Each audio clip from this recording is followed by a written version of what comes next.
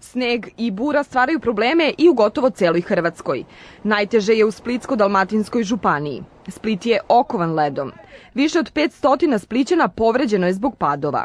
Gradonačelnik Željko Kerum poručuje da to koliko je napadalo snega nije njegova stvar i da ne postoji krivac za stanje u gradu. Pogledajte šta kaže predsjednica Gradskog veća Splita, inače sestra gradonačelnika Keruma.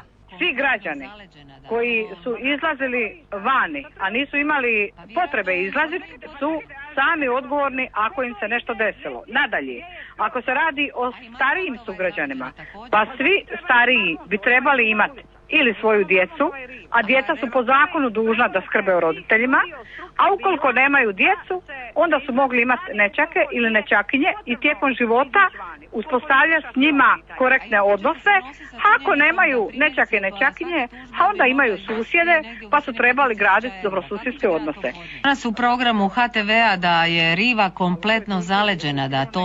Pa zašto je trebalo ići na rivu? Šta treba ići na rivu? Pa vjerojatno ljudi imaju potrebe. Čekajte gospođo, ko to ide negdje gdje je skroz zaleđeno? A i Marmontova je zaleđena također. Pa zašto treba ići Marmontova? Ima i druga ulica. Nije samo Marmontova i riva.